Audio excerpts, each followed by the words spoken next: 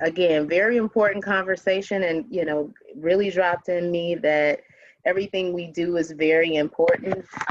And so we're very important people that have a very important purpose for a very important reason to help very important people. And so that theme of very important is going to radiate throughout tonight, while we talk through purpose and potential. And so as we get the conversation started, I want to first introduce myself for people who are not aware. I am Delilah Bartlett. I am the creator, the co-creator of DelilahBartlett.com, Delilah's Downloads, and now The Leader Appears. And I'm before everyone here as the leader who has appeared, both for entry-level professionals, ministry leaders, as well as executive level professionals, as we introduce the topic for some or enhance the topic for others around purpose and potential. So I placed in front of you guys a slide that gives some framework to what we're going to talk about in the course of 2 sessions, one being tonight and another being on the 21st of September, to really go over and put definition behind what we call purpose, talk about what is our purpose and how do we identify our purpose. Do we have the potential to bring our purpose to life? Do we have the capacity to do so? And then who can help us put all the dots together? And if you're not familiar, I do a lot of work. There's a couple things I have going on. First, I'm a 20 plus year seasoned professional, a senior leader in my industry. I also, as I said, Delilah's Downloads is more of my ministry arm that I speak and teach the Word of God for those who are interested. And the Leader Appears is all about developing leaders. Initial investment, initial development, and continued development of leaders. And so purpose and potential are big pieces of that conversation. And so I really want to jump right into it when we look at defining purpose. Another reason or another highlight for me being in front of you guys, you see me reference on a few notes here. Sir Isaac Newton, the physicist Isaac Newton, in the first law of motion says that an object at rest stays in rest, and an object in motion stays in motion with the same speed in the same direction unless acted upon by an unbalanced force. And as much as I don't really take to that description, I am an unbalanced force. An unbalanced force is a force that changes the position, speed, or direction of an object to which is applied. And so I endeavor to push forward those who may be at rest, or even accelerate those who may be in motion, or even laser focus some direction and position to really give you more momentum. And so that's why I've been chosen to be the leader in front of you, because I am the unbalanced force looking to push you further. And so when we look at, this is a quote that I picked up here from David O. McKay that says, to find a purpose in life that's so big that it challenges every capacity to be your best. And so capacity is another term that we'll talk about over the next two sessions. As we talk about purpose, it's difficult to bring forth your purpose if you don't hold the capacity to do so. And so to have a purpose that's so big, it taps everything, it challenges everything, is really where we're headed. And typically there are 3 things that stop people from going forth and pursuing purpose or defining potential: money, time, and discipline.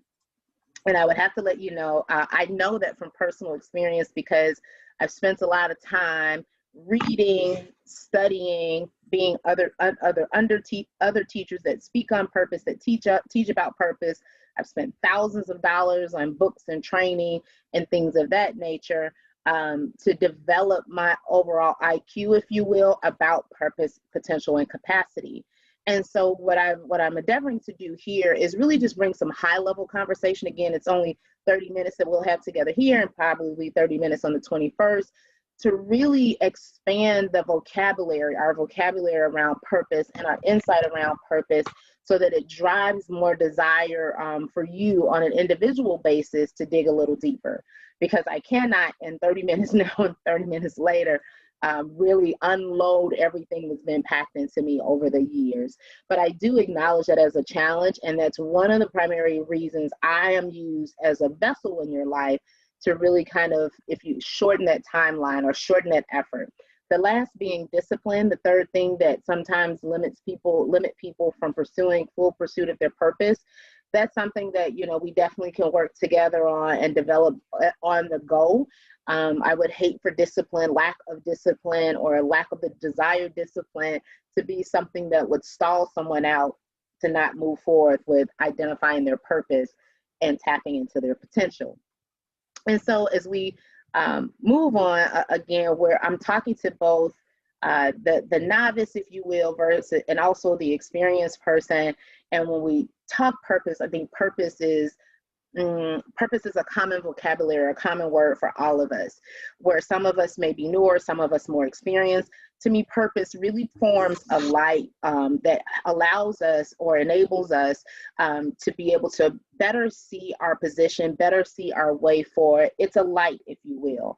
And while some of us are a floodlight, we have vast light everywhere because we've not done a lot of training, we've not heard a lot of people speak about purpose. We're just casting light in a general direction because we kind of feel like we're here and we kind of feel like we're there. Others of us may be like the light I have in here.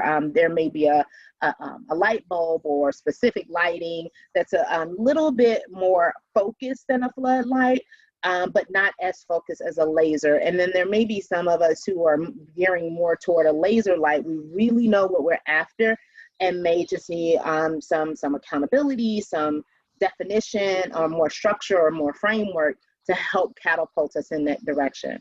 So while we all may be in different places, the same purpose applies, is the point. And by definition, the definition of purpose is the reason for which something is done or created for which something exists. And so I'm a firm believer in creation. If you follow me, you'll know that I am a believer in Christ and I follow Christ. And so at why we were created, there's a specific reason why we were created. And I believe that our purpose fits into a larger purpose. So if we were to envision ourselves as the collective human race as a body, each one of us would be a part of that body. Or if we would envision it as a piece of pie, or a whole pie, we would all have our piece of pie that we contribute. And the better we're able to define what that is, the better we then improve upon the whole.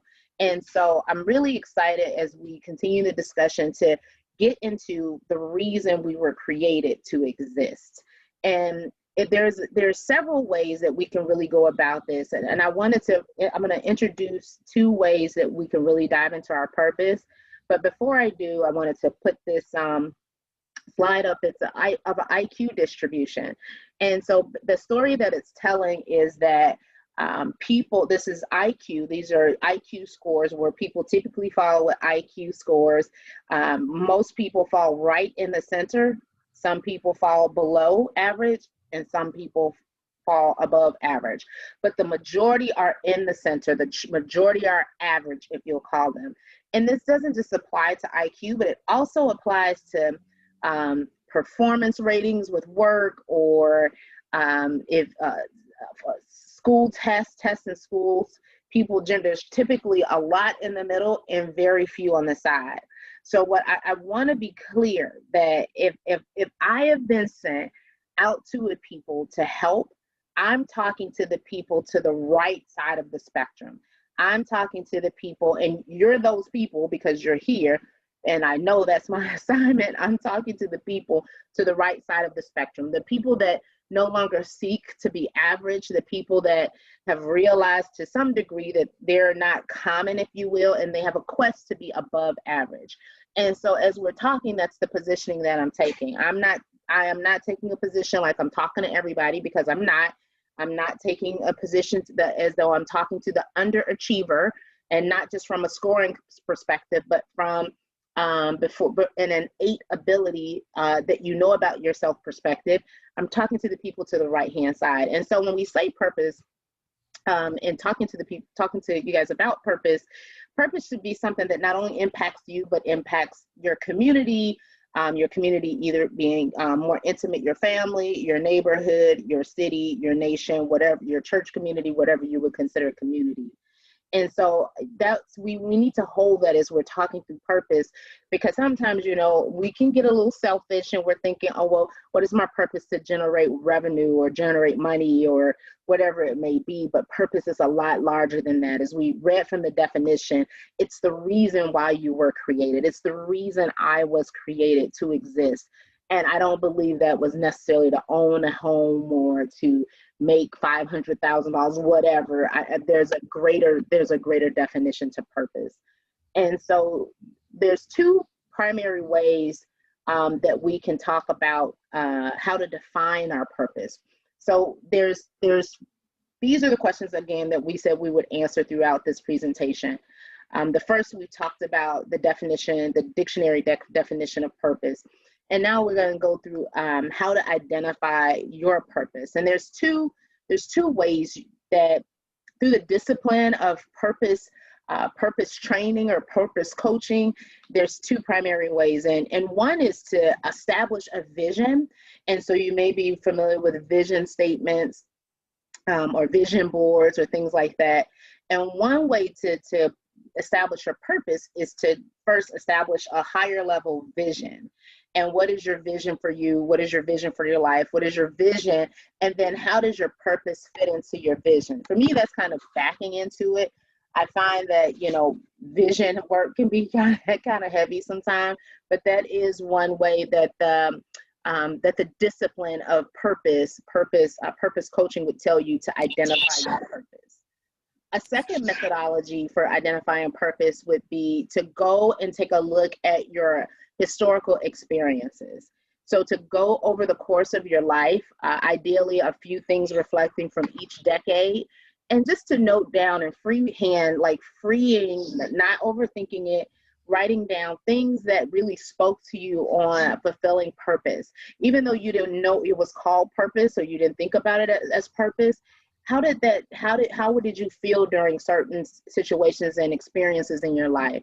And really reflecting on those, probably a good 12 or so of those, with the majority of them being in the last 5 to 10 years, and allowing those to then talk to you about, oh, when I was on, you know, a cliff in the mountain and I looked out and I was with nature, I felt like I was in my purpose. As I was volunteering time at the homeless shelter and making the connections and giving back, I felt as though I was in my purpose. And by putting those things together, you'd be able to identify some common themes that really feel and allow you to sense as though you are in purpose. And the objective of really capturing that information is twofold. One, so you would know, right, kind of what moves you and what excites you about existing. And two, to help you create a purpose statement. Something that you can write down, you can have record of, that can kind of be your North Star, your Polaris, if you will, that would be able to guide you and remind you as you're making different decisions. Am I on purpose? Does this job I'm looking to take, does it align with my purpose? The time that I'm spending throughout the day, am I tailoring or feeding my purpose? And that statement is an objective way that we can ensure that we are on purpose, or at least we know what purpose looks like. And so as we're talking about purpose and just going through the notes, there's a lot that goes on in that. And, you know, that is one of the ways that I'm available to help and assist other leaders, is really diving in and creating purpose statements, as well as a level of accountability. But here, just want to share those top two ways that you can at least begin the work on how you can create a purpose statement. And a good purpose statement and a good purpose, because the purpose statement is reflective of the purpose. You can't have one and be absent of the other. Shouldn't have one and be absent of the other. But there's three primary things that a good purpose definition and statement will do. One, you will feel a strong connection with your purpose that you've described. There will be a connection there. It's not just haphazardly, you know, it sounds like something good to do, but it doesn't have a tug or a pull on you. Two, you'll have a desire to fulfill it. Here in front of you, being a leader of leaders, equipping, informing, educating, and encouraging leaders. I have a desire to fulfill it. I carve out time during my week, or carve out time during my day, and my devotional time as I'm hearing things from God. I'm capturing that to understand how I can package to share it. I have a desire to fulfill it. And then lastly, the third thing is your interest naturally gravitate toward fulfilling it. If you're not into horticulture, you probably, your purpose is not probably to plant roses all day. I mean, it has to be in alignment and to something that it's a gravitational pull. I'm just looking at my notes. It's a gravitational pull. It's not so much that you have to be pushed into it. Your purpose, that statement, when you look at it, what it represents, pulls you into the flow of your purpose. And so I'm so super excited as you guys all go and spend time and think about the experiences that you've had throughout a lifetime, really highlighting the things that connected for you on purpose, and using those things to at least start some conversation or statement around your purpose statement. And then the next thing we'll go through is connecting our purpose with our potential. Because there's one thing to have knowledge of, oh, this is what I should be doing, but not being 100% confident in the fact that you're capable of doing what you should be doing. And so for me, potential is just, and I have a dictionary definition coming up here shortly on a slide, but for me, potential in its simplest form is the difference between what I have done and what I can do. And potential is something that would pretty much lies dormant until it's tapped on. For me, that's been my experience. Until it's tapped on, it's one of those things that you may turn around like, oh, I had no idea I was great at baking until I started to make chocolate chip cookies, and it just came naturally to me. But then there's a further potential that says, oh, I can make other kind of cookies as well. You can't just stop. If your purpose to be a cookie maker, you wouldn't just stop at making chocolate chip cookies unless that was the whole purpose, but you may have the potential to do more. And so potential to me is simply the difference between what I have done and what I can do. And Winston Churchill says, continuous effort, not strength or intelligence, is the key to unlocking our potential. And I love this quote. The primary reason why I love this quote is because of the word unlocking. When I read this quote, I am firmly confident that potential is something I already have. It's already in me. It's just a matter of unlocking it. And so I want everyone to really take away that you have everything in you need to fulfill your purpose. Sometimes the world can make us think that, oh, I need to be stronger. Just going to the quote here. I need to be stronger. I need to have more endurance. I need to have a master's or a PhD to really fulfill that great thing that God has put in my heart in front of me. And you don't, right? What Sir Winston Churchill says that continuous momentum, continuing, not stalling, not becoming complacent, feeding your purpose is how your potential is unlocked. As you continue to, like, I can tell you, I launched Delilah's Downloads in 2016, had no idea what I was doing. I felt like it was my purpose. I felt like it was a calling. A purpose can also be framed as a calling. And I stepped out, and as I continued the effort, I continued to grow in it. My potential could be to continue to expand. I continue to see things be unlocked inside of me. And so I really love this quote, and I'm hoping you guys are taking a note, at least who said it, so you may be able to jot it down at another time or even now, but is the key, continuous effort is the key to unlocking, not providing, not giving, but unlocking our potential, because it's already inside. Another great leader once said I was in training and she shared that potential, we all have the potential right now inside of us at this very moment to be greater than we currently are. So not something that we have to do or get, but at this very moment, I can be greater than I am because the potential inside me already exists to do so. And it does so for you as well. And so as you begin to explore, or you continue to explore your purpose and your potential, know that there's a vastness inside of you just waiting to be unlocked. And when we talk about potential, just wanted to go back to my notes here for a second. Oh yeah, that it does lay dormant. It can lay dormant, and it can lay dormant for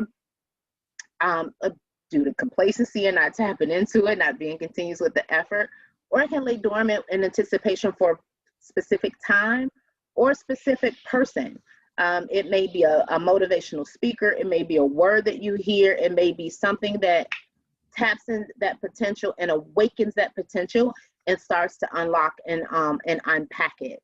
And you find that as well with coaches and mentors, that they'll see things inside you that you may not necessarily see in yourself. I'll share with you guys that one of the things that I've been praying for the people here is that the thing, including me as a person, is that the things that we see, we would be able to see clearer, and the things that we can't see, someone would help us to be able to see, so that we would have full vision. We'll have full vision as we go into this purpose and discussion and exercise about purpose, being able to fully see and comprehend potential. And there's a couple more points I'm going to make, and then I'll pause for some questions before we wrap up. But I would say this about potential as well. Potential, you got to be careful with potential and not to be distracted by what happened or what is happening, but focus on what can happen.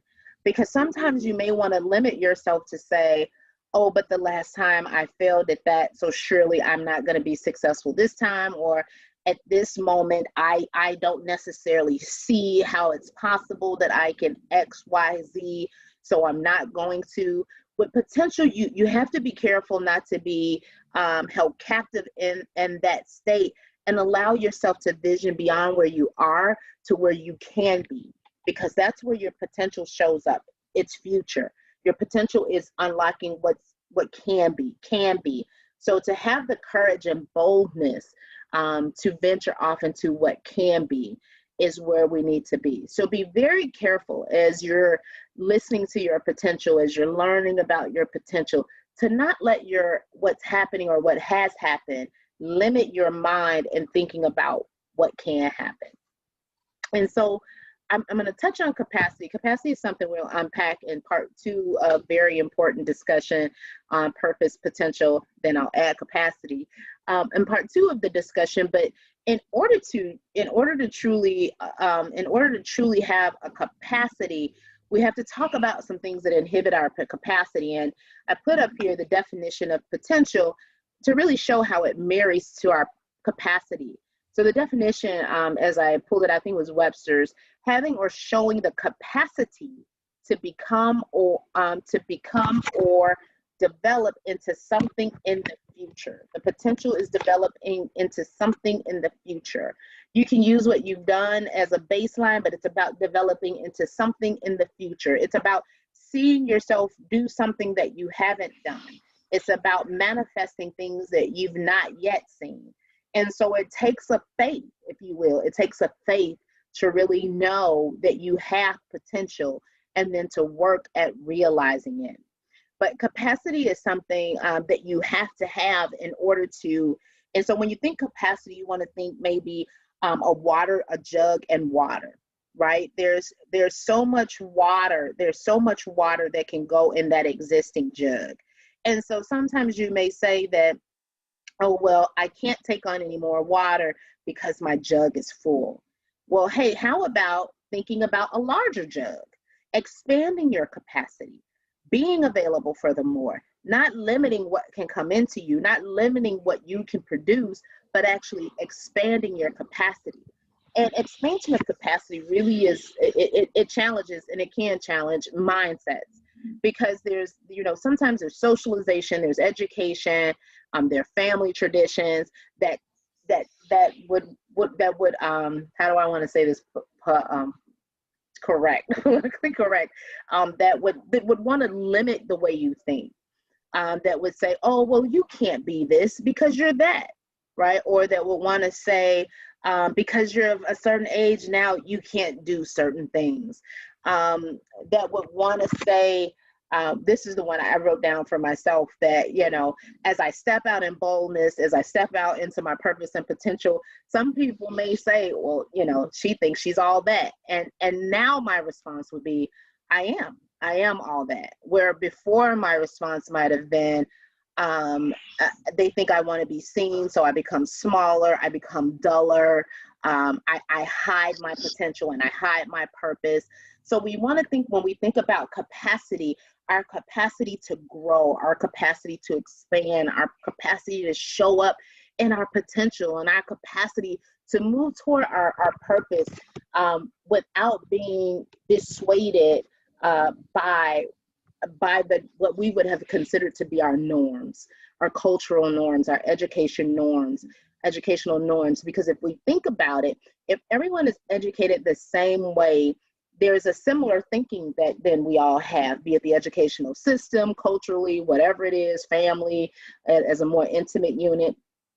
We think similarly. So when we start to change our thinking, right, and transform our minds, and as a result, our behaviors transform, then people think you're weird. People are going to think you weird, but I just want to encourage you that you're not weird, you're different.